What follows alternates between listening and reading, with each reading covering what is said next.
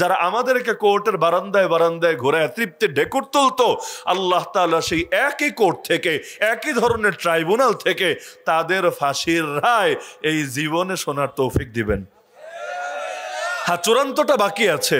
হাসান বসরি রহমাতুল্লাহ আলাইহি যেমন সেজদায় লুটিয়ে পড়েছিলেন হাজ্জাজ বিন ইউসুফের মৃত্যুর কথা শুনে, আমরাও ইনশাআল্লাহ, এই সামনেও তো মিষ্টির দোকান আছে, কোনো মিষ্টির দোকান খালি থাকবে না বাংলাদেশে যেখানে এক পিস মিষ্টিও বাকি থাকবে সেদিন, যেদিন ওই জালেমকে একদম লটকায়া দেওয়া হবে। সেজন্য দোয়া করতে পারি, আল্লাহ ওই দিনটা দেখার জন্য অন্তত বেঁচে থাকার তৌফিক দিও। কারণ যে কষ্টগুলো করেছি ওই কষ্টগুলোর দিল থেকে হারানো দিন ফিরে আসবে না। জীবনের যে 1 বছর কাশিমপুরে চলে গেছে আর কখনো ফিরবে না। সে সময় যে ক্ষয়ক্ষতি হয়েছে আর কখনো সেটা ফিরবে না। 1000 জনকে ফাঁসি দিলেও ক্ষতি যা হয়েছে হয়েছে। আমাদের কেউ কেউ তো কবরে চলে গিয়েছে, কেউ কেউ তো লাশ হয়ে বের হয়েছে জেল থেকে, তারা তো আর কবর থেকে ফিরে আসবে না যতবারই লটকানো হোক না কেন ফাঁসিতে। তবুও অন্তত এতটুকু শান্তি তো মিলবে, এতটুকু প্রশান্তি তো মিলবে যে আগামী দিনে কেউ যদি আবারও এই ভূমিকায় নামতে চায়, আবারও যদি কেউ বাড়তে বাড়তে এই পর্যায়ের জালেম হতে চায়, তার ভেতরে এই আতঙ্ক কাজ করবে যে ইতিহাস কাউকে ছাড়ে না। এই পৃথিবীর বাস্তবতা কখনো কাউকে টোটাল বাদ দিয়ে যাবে না, বরং আমার আল্লাহ সাময়িক ছাড় দিতে পারে, ছেড়ে কাউকে দিবে না। যেদিন ধরবে এমন ধরবে নিজের বানানো গর্তেই নিজেরা গিয়ে পড়বে, ইনশাআল্লাহ কেউ বাঁচতে পারবে না। এতটুকুও তো কম না, এতটুকুও তো কম না। আগামী দিনের জন্য যদি একটা বার্তা হয় তাও তো আলহামদুলিল্লাহ। হ্যাঁ, তবে এটার উদযাপনও এমন তরিকায় হওয়া উচিত যাতে আল্লাহ খুশি হয়, এমন তরিকায় হওয়া উচিত না যাতে আল্লাহ নারাজ হয়। খুশির ঠেলায় মদের বোতল খাওয়া শুরু করলো, খুশির ঠেলায় গান বাজনা শুরু করে দিল, যেগুলো করে আর কি। যেই দিন বাংলাদেশ স্বাধীন হয়েছে ওই দিন গান বাজনা করে না, প্রতি বছর ওই দিন গান বাজনা হয় না। এইটা কেমন শুকরিয়া রে ভাই। নবী মূসা শুকরিয়া হিসেবে রোজা রাখলেন, আল্লাহ নবী সেই অনুসরণে রোজা রাখলেন। এবাদত দিয়ে যদি তুমি একটা নিজের খুশি প্রকাশ করো তাও তো চলে, একটু দোয়া করলাম আল্লাহর কাছে, একটু এবাদত করলাম তাও তো চলে। কিন্তু এইগুলা কোন টাইপের ফাইজলামি? এটাতে তো শুকরিয়া বলে না, শুকরিয়ার লেবাসে আর এক ভণ্ডামি বলে। তো বলছিলাম, হক আর বাতিলের লড়াই চলবে নাকি চলবে না? চলবে নাকি চলবে না? এই লড়াইয়ে বাতিল সর্বদাই চাইবে হককে দমায় রাখতে, আর এজন্য হকের যেই বিষয়গুলো তার কাছে চ্যালেঞ্জিং মনে হবে সেটার বিরুদ্ধে সে সবচাইতে বেশি প্রতিবাদী থাকবে। এজন্য দেখবেন দুনিয়ার বাতিল অপশক্তি যারা আছে, আমাদের নামাজ নিয়ে ওদের বেশি কথা নাই, আমাদের রোজা নিয়ে ওদের বেশি আপত্তি নাই, আমাদের হজ যাকাত নিয়ে ওদের বেশি চুলকানি নাই, কিন্তু ইসলামের জবানের হাতের জানের যে কোনো হোক, এগুলোর বিরুদ্ধে ওদের চুলকানি শেষই নাই। কেন? অ্যান্টিভাইরাস যতদিন থাকবে ভাইরাসের মনের মধ্যে আগুন তো জ্বলবেই জ্বলবে। কারণ অ্যান্টিভাইরাস থাকলে ভাইরাস ঢুকবে কিভাবে? সীমান্তে যদি বর্ডার গার্ড থাকে তাহলে সীমান্তের মধ্যে ওপারের লোকেরা প্রবেশ করবে কিভাবে? দেহের মধ্যে রোগ প্রতিরোধ ক্ষমতা যদি ভালো থাকে তাহলে দেহের মধ্যে রোগের জীবাণুগুলো, ভাইরাসগুলো সহজে নিজের আধিপত্য কায়েম করবে কিভাবে? এজন্য ভাইরাস চায় অ্যান্টিভাইরাস হারায় যাক, এজন্য চোরা কারবারিরা চায় সীমান্তের প্রহরীরা সরে যাক, এজন্য ভাইরাসগুলো চায় দেহের রোগ প্রতিরোধ ক্ষমতাটা নষ্ট হয়ে যাক। এইডস হলে কি হয়? এইচআইভি ভাইরাস ঢুকলে কি হয়? এটাই হয়, বেশি কিছু না, এটাই হয়। দেহের রোগ প্রতিরোধ ক্ষমতা নষ্ট হয়ে যায়, তখন সামান্য রোগ হলেও আর সারতে চায় না। এক পর্যায়ে ধীরে ধীরে ধীরে মানুষ মৃত্যুর কোলে ঢলে পড়ে। ওরা চায় ইসলামে নামাজ থাক সমস্যা নাই, রোজা থাক সমস্যা নাই, হজ থাক সমস্যা নাই, কারণ নামাজের দ্বারা ওদের ডাইরেক্ট আঘাত হচ্ছে না, রোজার দ্বারা ডাইরেক্ট আঘাত হচ্ছে না। কিন্তু ওরা চায় অ্যান্টিভাইরাসটা না থাকুক, কারণ থাকে তাহলে মসজিদ আকসা দখলে রাখবে কিভাবে? যদি থাকে আরাকানের ভূমি খালি করবে কিভাবে? যদি থাকে কাশ্মীর আধিপত্য জমাবে কিভাবে? যদি থাকে তাহলে ডক্টর আফিয়া সিদ্দিকাকে যুগের পর যুগ আটকে রাখবে কিভাবে? যদি থাকে আল্লাহ নবীরে শান্তির সাথে গালি দিবে কিভাবে? যদি থাকে কোরআনের অবমাননা করবে কিভাবে? যদি থাকে আগামী দিনে মক্কা মদিনা দখলের যে স্বপ্ন দেখছে সেটা বাস্তবায়ন করবে কিভাবে? যদি থাকে মালি, সোমালিয়া, সুদানের কালো কালো মুসলমানদের রক্ত খাবে কিভাবে? যদি থাকে আলেম ওলামার উপর জুলুম চালাবে কিভাবে? যদি থাকে এমনকি সবাই যদি জবানের হক আদায় করে তাহলে ভণ্ডরা ভণ্ডামের মুখোশ পরে থাকবে কিভাবে? এজন্য ওরা চায় সব থাকুক, খালি ইসলাম থেকে সরে যাক। বাস্তব নাকি অবাস্তব? কেন? ওই যে বললাম হক বাতিলের লড়াই চিরকাল চলমান, এজন্য বাতিলের চাওয়াই হলো ইসলামের এই জিনিসটা হারায়া যাক। এক্ষেত্রে এরা কেমন সফল দেখেন, তাফসির মাহফিল হয় বছরের পর বছর, বছরের পর বছর, বছরের পর বছর। কিছু তাফসির শুনতে শুনতে কান ঝালাপালা হয়ে যায়, কিন্তু দেখবেন শব্দটা সবচাইতে কম উচ্চারিত হয়।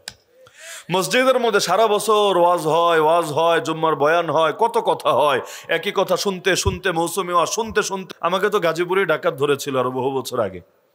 ওই যে জাতীয় উদ্যান আছে না, ময়মনসিংহ দাপুনি একটা এলাকা আছে, মাহফিল করে ফিরছিলাম, আরো বহুকাল আগের কথা, 2019 বা 20 হবে, আমার এখন স্মরণ নেই। হ্যাঁ, অত পরিচিত না তখন। তো ফিরছিলাম এখান থেকে রাত প্রায় 2:45টার মতো। হঠাৎ করে আমি গাড়িতে ঘুমাচ্ছিলাম, আমার সাথে যে ছিল সেও ঘুমাচ্ছিল, ড্রাইভার একা জেগে জেগে চালাচ্ছিল। এখন আর ঘুম আসে না আলহামদুলিল্লাহ, মানে ওই আতঙ্ক মাথার মধ্যে থাকায় ড্রাইভার ঘুমায়া যায়, আমি ঠেলি, কিন্তু সহজে আমার ঘুম আসে না গাড়ির ভেতরে। তো ওই সময় যেটা হলো, তা আমরা দুইজনই ঘুমে হঠাৎ করে বিকট আওয়াজ হলো চাকার ভেতরে। তা আমরা এটা টেরো পাইনি, ওইভাবে খেয়ালও করি নাই। তো ড্রাইভার নেমে গেল সেই জঙ্গলের সামনে, তার কাছে মনে হলো চাকা মনে হয় খুলে গেছে, কোনো দুর্ঘটনা মনে হয় গাড়িতে ঘটেছে। এখন আল্লাহর বান্দা নেমে মোবাইলের ফ্ল্যাশ জ্বালিয়ে আস্তে আস্তে দেখছে, এখন দেখে চাকা তো ঠিকই আছে, অন্য কোনো সমস্যা নাই, তার মাথায় ধরছে না আসলে কি হচ্ছে।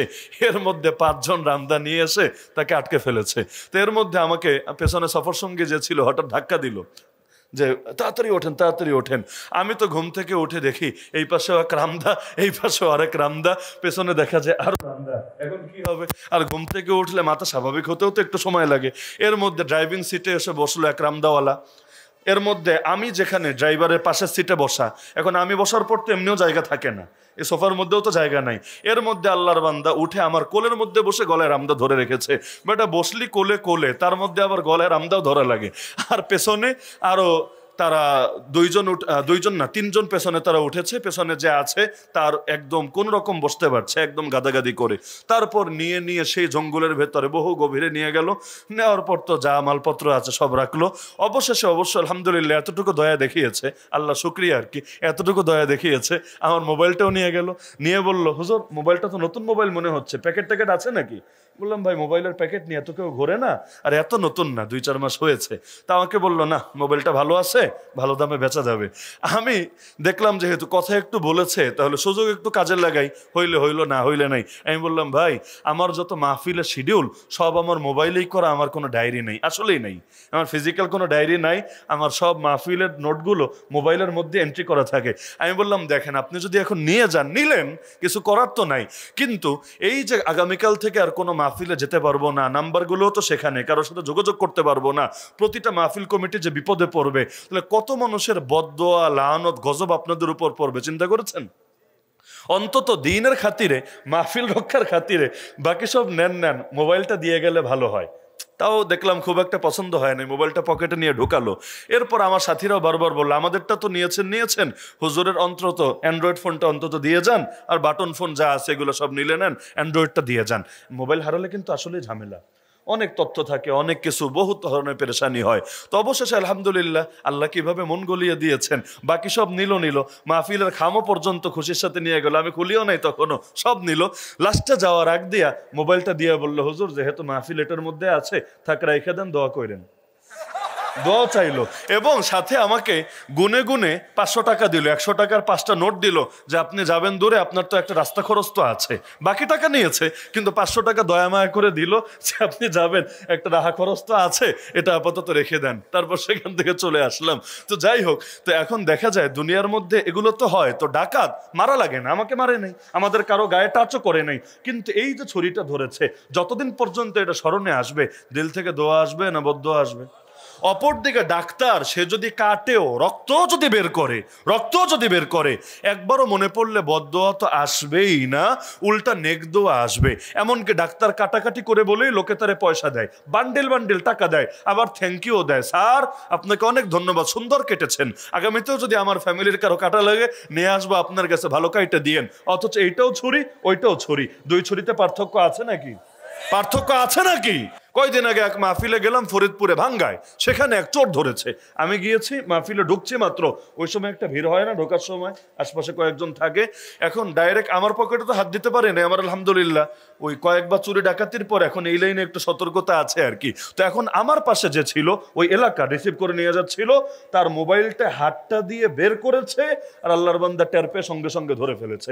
এখন ধরার পর দেখে একদম পাঞ্জাবি পরা, মুখের মধ্যে দাড়ি, মাথার মধ্যে টুপি, দেখতে সেই রকম ভদ্র মানুষই লাগে। আলেমের মতো লাগে না, কিন্তু দেখতে মনে হয় না, টুকটাক নামাজ কালাম হয়তো করে, টুকটাক ইবাদত বন্দেগী হয়তো করে, কিন্তু এরপর মাহফিলে এভাবে হাতে নাতে ধরা খেলে মায়ের অবস্থা কি হয় এটা তো আর বলা লাগবে না। এরপর যা হওয়া সেটাই হতে থাকলো। বহু কষ্টে আল্লাহর বান্দারে বাঁচানো গিয়েছে। আমরা তো ভাবছিলাম মনে হয় মেরেই ফেলবে।